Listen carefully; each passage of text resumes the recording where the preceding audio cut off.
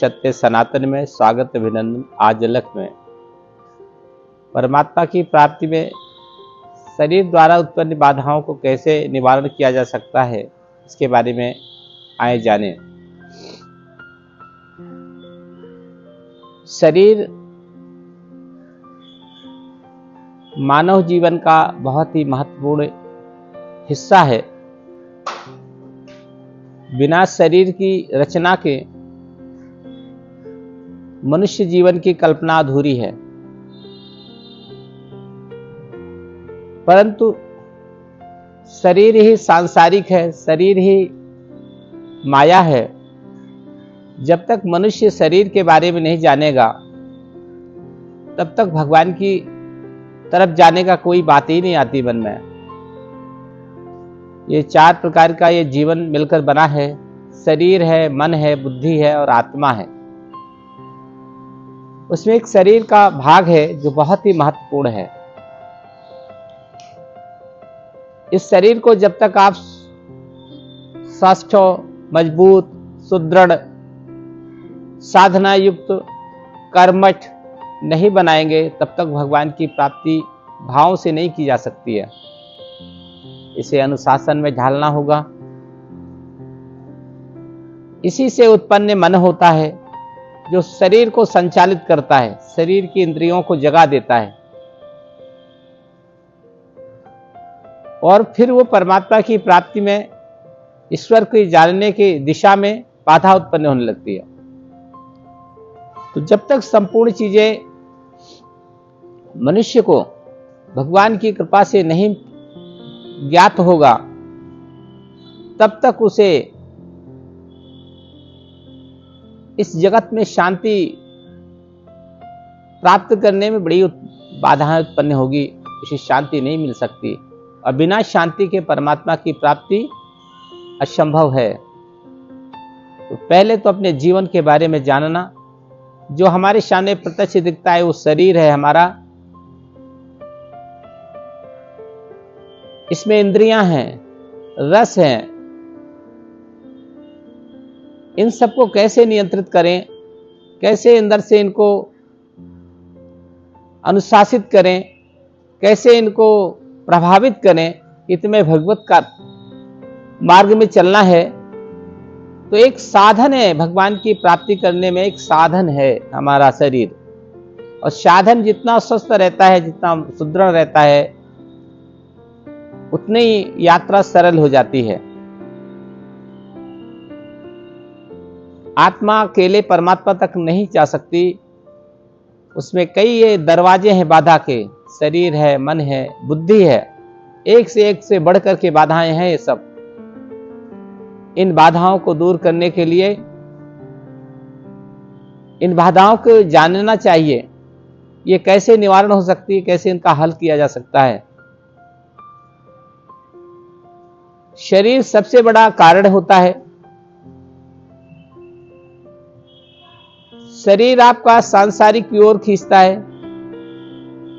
शरीर सांसारिक सुख चाहता है। मन भी साथ देता है शरीर का। तो बुद्धि तो महाचालाक होती है, बहुत होशियार होती है, हमेशा स्वार्थ उत्पन्न कर देती है शरीर में। रसगुल्ले खा लो तो बढ़िया लगेगा। अब ये मन के द्वारा हुआ तो शरीर पे ही तो असर होगा, शरीर ही तो खाएगा, शरीर में ही तो रखा जाएगा। खाने के बाद शरीर रसगुल्ला कहां जाएगा? शरीर रूपी के पेट में जाएगा। तो धीरे धीरे उसका सुख बढ़ता जाएगा, उधर उसकी दिशा बढ़ती जाएगी।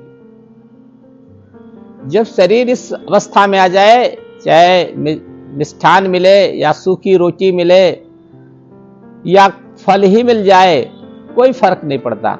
हमारा शरीर हर स्थिति में स्थित है। मतलब हमारे शरीर में कोई प्रभाव नहीं पड़ता, चाहे कुछ भी मिले और सामान्य से सामान्य मिले, विशेष का विशेष मिले। दूध मिल जाए या छाछ ही मिल जाए, क्या फर्क पड़ता है। शरीर को जब इस अवस्था में आप ढाल लेंगे, तब आपका जीवन परमात्मा की तरफ बढ़ने में प्रयास निरंतर चलने लग जाएगा, थोड़ा एक कदम आगे बढ़ जाएगा। परमात्मा की कृपा से उनकी प्राप्ति संभव है। ये जीवन बहुत ही दुर्लभ है। मनुष्य का जीवन बार बार मिलेगा नहीं, एक बार मिला है तो सांसारिक सुख सुविधाओं के पशु पक्षी की तरह जैसे वो सांसारिक सुख के लिए आते हैं, वैसे हमारा जीवन ना बन जाए, उससे थोड़ा हट जाए। हटेगा तभी जब उसको जानेंगे अंदर से। और जानने के लिए अनेक बाधाएं हैं, वो जानने नहीं देंगी, आपको समझने नहीं देंगी।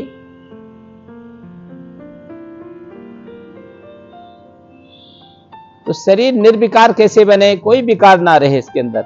मन, मत्सर, ईर्ष्या, द्वेष, लोभ, मोह, मत आदि आदि जो विकार हैं जीवन में उत्पन्न होते हैं, ये उत्पन्न ही ना हो। ये बहुत भगवान की कृपा के बिना ये असंभव है, ये होना ही होना है इसको। इसलिए जब आप उधर एक कदम इच्छा, विशेष जिज्ञासा पैदा करेंगे, हमें भगवान को जानना है, हमें उस महाशक्ति को जानना है, उस परमेश्वर को समझना है, तो धीरे धीरे आपका विचार, आपका भाव उधर बनता जाएगा और आपके अनुकूल आपका शरीर, आपका मन, आपकी बुद्धि भी विवश होकर के, मजबूर होकर के आपकी इस यात्रा में सहयोगी बनेगा। और आत्मा अजर और अमर है। आत्मा जलती नहीं, आत्मा हमेशा स्वस्थ रहती है, शरीर में दब गई है, मन और दबाता रहता है। बुद्धि तो पूछिए ना, बुद्धि तो आत्मा को कुछ भी नहीं मानती, इतना अनादर उपेक्षा करती रहती है अंदर से। ये आत्मा भी कोई चीज है। कोई गलत काम करो तो एक बार आत्मा रोकती है, लेकिन बुद्धि कहता है ले लो, काम में आएगा, फायदा रहेगा। वो शरीर भी तो लगता है कि ये तो हमारे उपयोग में आएगा, हम इसका उपयोग करेंगे। ये सब करते करते इतना विकार हो जाता है, ये अस्वस्थ पड़ जाता है, मन, बुद्धि, शरीर ये बीमार पड़ जाते हैं। तो इनको वही सब चीज अच्छी लगने लगती है, संसार का, ये माया का।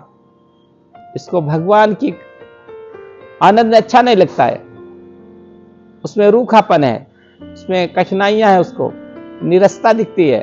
लेकिन आत्मा को परम आनंद उसी से मिलता है। तीन एक तरफ हो जाते, एक अकेली आत्मा अलग अपना अस्तित्व बनाए रखती है, लेकिन वो कमजोर रहती है, निष्प्रभाव रहती है। तो ऐसे करते करते शरीर का एक दिन अंत होता है और शरीर समाप्त हो जाता है। शरीर के साथ मन और बुद्धि भी समाप्त हो जाती। आत्मा जहां से आती है वहीं अपने गंतव्य में पहुंच जाती है और ये जीवन वही पूर्ण हो जाता है। ऐसा ये सुंदर जीवन प्राप्त हुआ भगवान की कृपा से। करोड़ों करोड़ों उपाय किए गए होंगे, प्रयास किए होंगे, तब ये शरीर मिला होगा।